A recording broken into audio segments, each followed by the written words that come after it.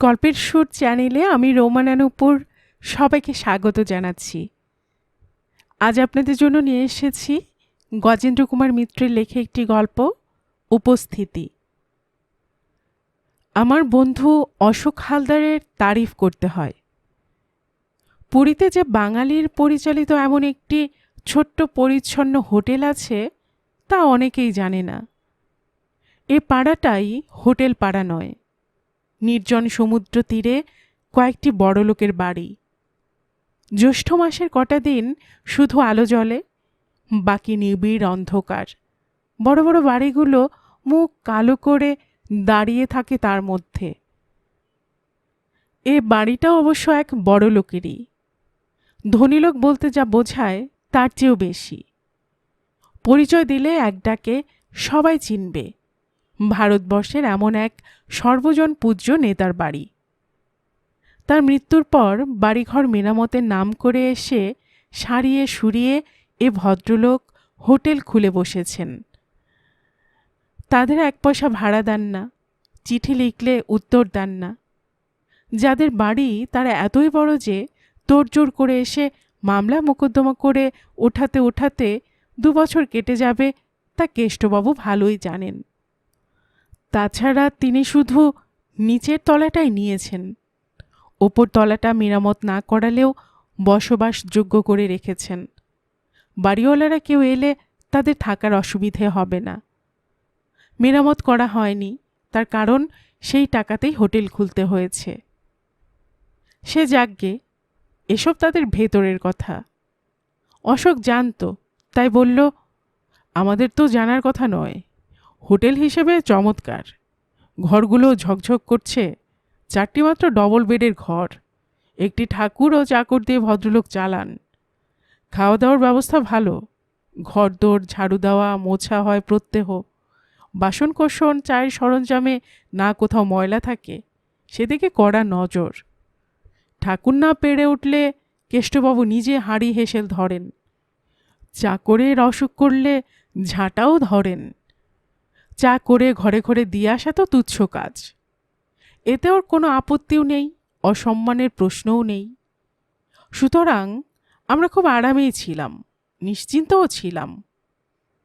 চার্জটা একটু বেশি, তাই এ ধরনের হোটেলে হতে বাধ্য।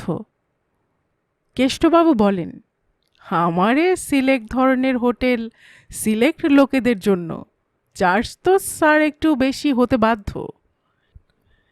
এই কটা লোকের ওপর দিয়ে সব খরচ তোলা, বুঝতে তো পারছেন। একটু বেশি না নিলে চলবে কেন? এর মধ্যে আরেকটা করে বেড ঢুকিয়ে দিলেই অনেক আসান হয়ে যায় আমার। তবে সে স্যার গোয়ালের অবস্থা হয়ে দাঁড়াবে। তার চেয়ে এই ব্যবস্থাই ভালো না, নিরিবিলি একটু থাকা। আমার কাছে স্যার স্পষ্ট স্পষ্ট কথা। আমি জানি কমফোর্টের বদলে আমার পেট্রনরা কেউ 2-1 পয়সা বেশি দিতে মাইন্ড করবেন না। অবশ্য কেষ্টবাবুর ভাষায় মাইন্ড আমরা করিও নি। পুরীর মতো জায়গায় এত নিরিবিলি এমন ধরনের হোটেল আমরা আশা করিনি কেউই। এর আবিষ্কারক হিসেবে বরং অশোক হালদারকে 200 তারিফ করেছি। তবে কেষ্টবাবু হোটেল রাখতে পারেননি। আসলে অত বড়লোকের বাড়িতে এ হোটেল ফাঁদতে যাওয়াই উচিত হয়নি তার। যাদের বাড়ি শুনেছি শেষ পর্যন্ত তারা দখল করে হোটেল উঠিয়ে দিয়েছেন। কিন্তু সে পরের কথা। আমাদের সে কদিনের মধ্যে কোনো গোলমাল হয়নি।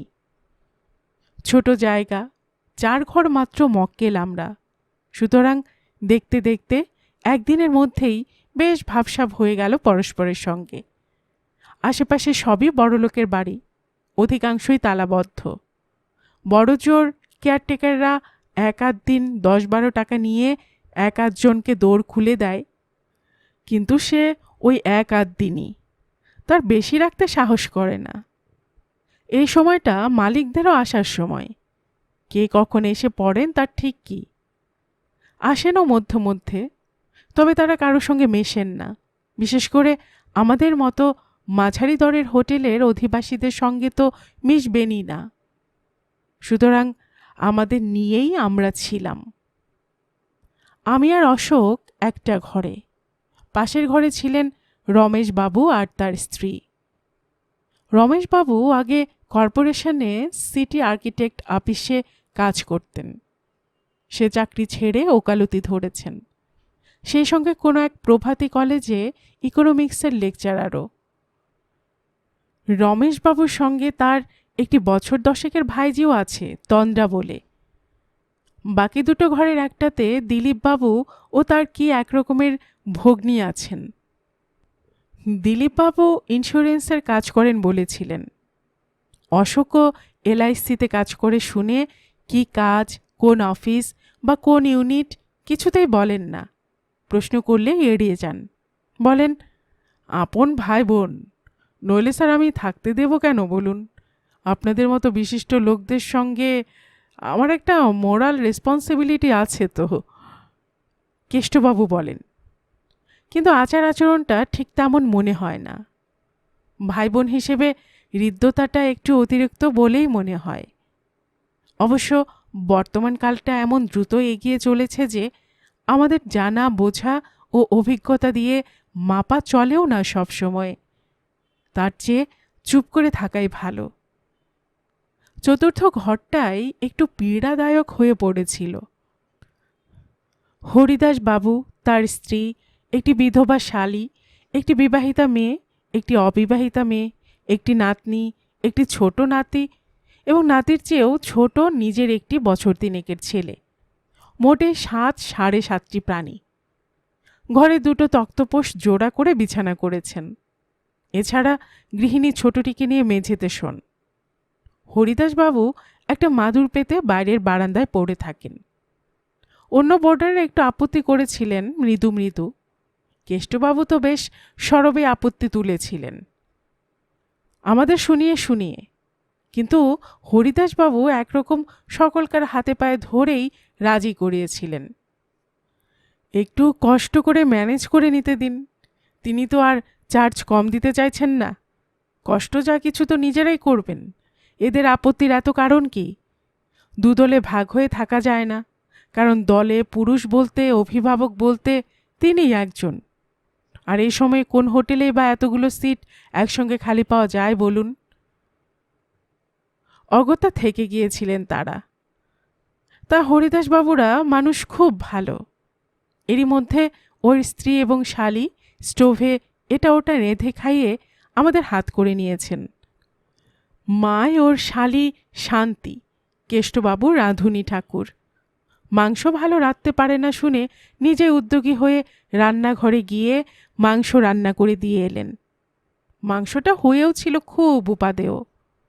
আমরা সকলে ধন্য ধন্য করলাম বা করতে বাধ্য হলাম। বেশ জমে উঠেছিল। রমেশবাবু তো মাই ডিয়ার লোক যাকে বলে, সেই শ্রেণীর সবজান্তা দাদা তিনি, যার সঙ্গে পরামর্শ না করে ঈশ্বর পর্যন্ত কোনো কিছু করতে সাহস করেন না। রাষ্ট্রপতির সঙ্গে প্রধানমন্ত্রীর গোপনে কী কথা হয়েছে তা একমাত্র তিনিই জানেন। মার্কিন প্রেসিডেন্টের সঙ্গে চীনের কি চুক্তি হয়েছে, ইংরেজদের সঙ্গে রুশদের গোপন আতাত, এসব তার নখদর্পণে। কেন তেলের দাম বাড়ে, কেন ডালের দাম বাড়ছে, কেন যথেষ্ট গম এসে পৌঁছচ্ছে না, কর্পোরেশনে আসল গলদটা কোথায়, হাইকোর্টের সঙ্গে সরকারের ক্ষমতার দ্বন্দ্ব, এমন বিশ্বাসযোগ্য, এমন মুখরোচক করে বলতে আর কাউকে আমি দেখিনি। এমনকি দিলীপরা ভাই বোনও যতটুকু মিশত তাতে আন্তরিকতা ও সৌজন্যের ত্রুটি ছিল না। অর্থাৎ মানুষ তারাও খারাপ নয়। একটু যে দূরত্ব বা ব্যবধান বজায় রেখে চলত, সে কতকটা আত্মরক্ষার জন্যই বোধ হয়। এক কথায় বেশ সুখে স্বচ্ছন্দে এবং শান্তিতে দিন কাটছিল। হঠাৎ যেন কোথা দিয়ে কি হয়ে গেল সেদিন। সেদিন অর্থে রবিবারের ঘটনাটার কথাই বলছি, কিন্তু তারও আগের থেকে বলা দরকার। ঝড়ের আগে ঝড়ের সংকেত আমরা পেয়েছিলাম সকলেই, অতটা বুঝিনি। শনিবার দিন কি হলো, হঠাৎ মন্দির থেকে ফিরে মনে হলো আর বাঁচব না। শরীরটা এত দুর্বল মনে হলো, সম্পূর্ণ অকারণে যে মনে হলো আজই রাত্রে কোনো স্ট্রোক ফোক হবে এবং মরে যাব। এ যাত্রা আর কারো সঙ্গে দেখা হলো না। ঘরে স্ত্রী, মা, বাচ্চা মেয়েটা, কাউকে একবার শেষ চোখের দেখাটা দেখতে পর্যন্ত পেলাম না। মানে মানে সুনিশ্চিত ধরে নিলাম যে সেই দিনই আমার পরমায়ু শেষ। রিকশা থেকে নেমে এটুকু বালি পেরিয়ে এসে ধপাস করে বসে পড়েছিলাম বাইরের বেতের চেয়ারে। এতক্ষণ লক্ষ্যই করিনি, অশোকও গুম খেয়ে বসে আছে একপাশে। হঠাৎ সে কেমন এক ধরনের চাপা গলায় বলে উঠল, ধুস, আর ভালো লাগছে না মাইরি, চল কালই চলে যাই। শুধু যেটা নিজের বলে মনে হচ্ছিল সেই ভাবটা অপরের মধ্যেও সংক্রামিত হতে দেখলে একই সঙ্গে আতঙ্ক ও আশ্বাস দুটোই অনুভূত হয়। কেন বলতো, তোর আবার কি হলো? কি জানি, কেন যেন মনটা খারাপ হয়ে যাচ্ছে। মনে হচ্ছে কার কোথায় কি বিপদ আপদ ঘটছে, মানে নিজেদের মধ্যে। ছোট ভাইটার জ্বর দেখে এসেছিলুম, মা অবশ্য লিখেছে যে ঢের কমে গেছে, কিন্তু সে আমাকে স্তোক দেবার জন্য কিনা কে জানে। হঠাৎ মনটা এমন খারাপ হয়ে গেল কেন কে জানে, যেন দারুণ একটা অমঙ্গলের আভাস পাচ্ছি। দুজনেই চুপ করে বসে রইলাম। এর উপরে আর নিজেরটা বলতে ইচ্ছে করল না, বরং একবার এও মনে হলো আমারই আসন্ন মৃত্যুতে কাতর হয়ে পড়েছে বেচারি। অশোক আমাকে সত্যিই ভালোবাসে। দুজনে একেবারে নিস্তব্ধ হয়ে বসে থাকতেও ভালো লাগলো না। অশোক হঠাৎ উঠে দাঁড়িয়ে বলল, চল একটু ঘুরে আসি। কোথায় আবার ঘুরতে যাবি এখন? এই সমুদ্রের ধার থেকে। একটু জলের ধারে গিয়ে বসলেও চাঙ্গা হয়ে যাওয়া যাবে। এত রাত্রে অন্ধকারে? রাত আবার পেলি কোথায়? সবে তো 7:30। আর এই তো সামনে গিয়ে বসবো। যত ওইরকম ঘুম মেরে বসে থাকবি ততই মন খারাপ লাগবে। অগত্যা উঠতে হলো। বালির ওপর দিয়ে খালি পায়ে নামা। আমাদের উপস্থিতি কেউ টের না পেলেও আমরা পেলাম অপরেরটা। কারা যেন আগে থাকতেই বসে রয়েছে। চাপা কান্নার, খুবই চাপা কান্নার আওয়াজ কানে এলো। সামনে আরেকটু ভালো করে তাকিয়ে দেখতে আন্দাজে বুঝলাম দিলীপ বাবু আর তার সেই বোনটি। এই শুনছো? কি হলো তোমার? কি হয়েছে? কি কাঁদছো কেন? কাঁদবার মতো কি হলো? আমি কি কোনো অসৎ ব্যবহার করেছি? তবে কি বিপদ যদি কেউ এসে পড়ে আর এই অবস্থায় দেখে, কি ভাববে বলো তো? তবুও কান্না। বুঝলাম ভদ্রমহিলা মুখে কাপড় গুজে দেবার একটা চেষ্টা করছেন। কান্না থামাতেই চাইছেন, তবু থামছে না। বাড়ির জন্য মন কেমন করছে? কিন্তু আজও তো চিঠি পেয়েছো। তবে কেউ কিছু বলেছে? না, অতি কষ্টে বলে মেয়েটি। তবে হঠাৎ কাঁদবার মতো কি হলো? জানি না, আমাকে বাড়ি পাঠিয়ে দিন। নিশ্চয় মা কি ভাই বোন কারো কোনো অনিষ্ট হয়েছে, কি অমঙ্গল হয়েছে। ভীষণ কান্না পাচ্ছে আমার। আর আমি থাকবো না, আপনার দুটি পায়ে পড়ি। আচ্ছা আচ্ছা, তাই হবে। এখন তো কোনো গাড়ি নেই, সেই কালকের গাড়ি তো, সেই ব্যবস্থাই করব। তোমাকে তো একা পাঠানো যায় না, আমাকেও চলে যেতে হবে। তাই না হয় যাব। এখন দয়া করে একটু চুপ করো, নইলে কেউ শুনলে কি দেখলে আর মুখ দেখাতে পারবো না। নিঃশব্দে সরে এলাম সেখান থেকে। সত্যি এসব বড় অস্বস্তিকর ব্যাপার। তাদের পক্ষে তো বটেই, আমরা পেছন থেকে দাঁড়িয়ে এ নাটক প্রত্যক্ষ করছি টের পেলে আমাদের পক্ষেও। যতদূর সম্ভব ওপাশে সরে গিয়ে একেবারে জলের ধারে বসলাম। সেও বেশিক্ষণ ভালো লাগলো না। অন্ধকার রাত, তার মধ্যে ঢেউগুলোর দিকে চেয়ে থাকলে কি একটা রহস্যময় অজ্ঞাত আতঙ্কে বুকের মধ্যে গুড়গুড় করতে থাকে। উঠে হোটেলের বারান্দায় এসে বসতেই রমেশবাবু বলে উঠলেন, পুরী আফটার অল, বুঝলেন অশোকবাবু, ওই একদিন দুদিনই ভালো। তারপরে এই একঘেয়ে বাতাস আর এই একসা ঢেউ ভেঙে পড়ার শব্দ, গেট অন ওয়ান্স নার্ভস। কৌতূহল হলো, বললাম, কেন বলুন তো, কি হলো আপনার? কি হলো তাই যদি বুঝবো তো ভাবনা কি ছিল বলুন? গিন্নির তো আজ দুপুর থেকে বুলি হয়েছে। জগন্নাথ আমার মাথায় থাকুন, বাড়ি চলো। পয়সা খরচ করে এমন নিবান্দা পুরীতে মন খারাপ করতে আসে কেন যে মানুষ, তা বুঝি না। মেয়েটাও বিকেল থেকে ঘ্যান ঘ্যান শুরু করেছে, বাড়ি চলো, আর ভালো লাগছে না। দুজনকে বোঝাই। ওরে বাবা, যাব মনে করলেই কি আজকাল যাওয়া যায়? আর 5টা দিন কাদায় গুণ ফেলে থাকতেই হবে যে করে হোক। রিজার্ভেশন না হলে যাওয়া যায় কখনো? তবু তো আসার দিনই ও কম্ম সেরে শহরে ঢুকেছি। তা মেয়ে মানুষের জাত, কথা কি বুঝতে চায়? তারপর গলা নামিয়ে বললেন, সত্যি কথা বলতে কি, আমারও যেন আর ভালো লাগছে না। সান্ত্বনা দেবার জন্য কতকটা যন্ত্রচালিতের মতোই বলি, ঘিঞ্জিতে বাস করা অভ্যেস আমাদের। আসলে এত নির্জনে হোটেল ঠিক করাই ভুল হয়েছে। ওই স্বর্গদ্বারের দিকে থাকলে আর এমনটা হতো না। কিন্তু নিজে যে খুব সান্ত্বনা পাই তা মনে হয় না। হৈ হৈ করতে করতে হরিদাস বাবুরা এসে পড়লেন। অনেকক্ষণের পচা গরমের মধ্যে এক ঝলক দক্ষিণা বাতাসের মতো। না, এদেশে আর আমাদের মতো ছাপোষা লোকের আশা পোষাবে না। ডাকাত ডাকাত বেটারা, একটা চোখের চামড়া পর্যন্ত নেই। এইখান থেকে মুচিশাহী আধমাইলও হবে না, বলে কিনা 1 টাকা ভাড়া। চাই কি করে, কি আস্পর্ধা! তার অনুযোগ অভিযোগ একটা নয়। মাটি পোড়া চটিগুলো যা নাকি এককালে 8 আনা 10 আনা করে জোড়া কিনেছেন, তাই এখন 8 টাকা 10 টাকা 12 টাকা, যার যা মুখে আসে তাই বলে। বর্তমান কলা 1 পয়সা একটা যথেষ্ট ছিল, এখন একটু ভালো হলে চেয়ে বসে 3 টাকা 3.5 টাকা ডজন। বলছেন বটে, তবু দেখলুম মোটের ওপর খুব খুশি আছেন। কিনেওছেন একরাশ জিনিস, চটি, বাসন, বিছানার চাদর, শিঙের খেলনা। পুরীতে এলে বাঙালির মেয়েরা যা কেনে তার একটাও বাদ দেননি। আমাদের জন্যও এনেছেন বই কি। গরম চিড়ে ভাজা ও চিনেবাদাম ভাজা বেশ বড় 1 ঠোঙা কিনে এনেছেন শান্তিদি, ওর বড় শালি। শান্তিদি একবার আমাদের সবার মুখের দিকে চোখ বুলিয়ে উঠলেন। হো কি, আপনারা সবাই অমন গুম খেয়ে আছেন কেন? সকলেরই মুখ কালি, যেন নুনের জাহাজ ডোববার খবর এসে পৌঁছেছে। মানে অন্য মাল জলে ডুবলে তবু কিছু উসুল হবার আশা থাকে, নুনের জাহাজ 16 আনায় লোকসান। বলি, এজন্য এত পয়সা খরচ করে সব বিদেশে এসেছেন নাকি? বসুন খানিকক্ষণ, চা করি তাহলে। আর এই গরম গরম চিড়ে ভাজা মাখি, ঘি মরিচের গুঁড়ো দিয়ে। একটু চাঙ্গা হন দেখি।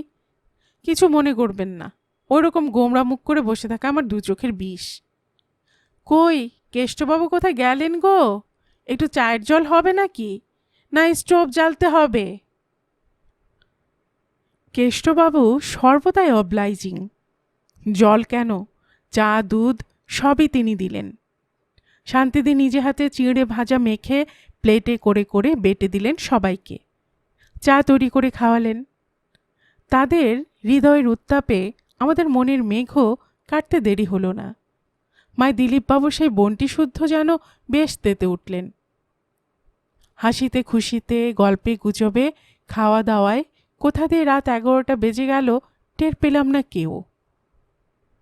টের পাওয়া গেল ভোর 4টেই। হরিদাসবাবুর উদ্বিগ্ন কণ্ঠস্বর। এসে কেষ্টবাবুর দৌড় ঠেলছেন। ডাক্তার, কেষ্টবাবু, সর্বনাশ হয়েছে, ডাক্তার যে চাই এখনই। সবাই লাফিয়ে ঘরের বাইরে এলুম। শুনলুম শান্তিদের স্ট্রোক হয়েছে, একটা অঙ্গ পড়ে গেছে। গিয়ে দেখলুম সেরিব্রাল থ্রম্বোসিসের পূর্ণ লক্ষণ। ডাক্তার এলেন, পরের দিন হাসপাতালে সরানো হলো। ওর ছেলেদের ও স্বামীকে টেলিফোন করা হলো। কেষ্টবাবু যথেষ্ট ছুটোছুটি করলেন, আমরাও যথাসাধ্য। হাসপাতালে ডাক্তারেরা অতি সজ্জন, চেষ্টা যত্নের ত্রুটি করলেন না কেউই। কিন্তু পরের দিন স্বামী পুত্র এসে পৌঁছাবার আগেই ভদ্রমহিলা মারা গেলেন। কোনো চিকিৎসা যত্ন ছুটোছুটি কোনো কাজে এলো না। শ্মশানকৃত্য সেরে হরিদাসবাবুরা আর 1 রাত্রি মাত্র ছিলেন। কেষ্টবাবুই তাদের রিজার্ভেশনের ব্যবস্থা করে দিলেন বলে কয়ে। কিন্তু আশ্চর্য এই, আমাদের সেই অকারণ বিষণ্ণতা আর আমরা কোনো দিন বোধ করিনি। শান্তিদির আকস্মিক মৃত্যুতে দুঃখিত হয়েছিলুম ঠিকই, মানুষের জীবনের অনিত্যতা সম্বন্ধে একটা আতঙ্কের ভাবও দেখা দিয়েছিল সকলের মনেই। কিন্তু জীবন সম্বন্ধে সেই বিতৃষ্ণার ভাব, যেন মৃত্যুর প্রত্যক্ষ উপস্থিতি একটা, সেদিনের মতো আর কোনোদিনই অনুভব করিনি। উপস্থিতি শব্দটা আপনিই বেরিয়ে গেল কলম দিয়ে। কে জানে কেন, সত্যি কি সেদিন মৃত্যু এসেছিলেন একটা পূর্ণ প্রাণের সন্ধানে? বেছে বেছে শান্তিদিকেই পছন্দ হলো তার, তাই নিয়ে চলে গেলেন। গল্পের সুর চ্যানেলে এতক্ষণ আপনারা শুনছিলেন গজেন্দ্র কুমার মিত্রের লেখা একটি গল্প উপস্থিতি, আর এতক্ষণ গল্প পড়ে শোনাচ্ছিলাম আমি রোমানা নূপুর।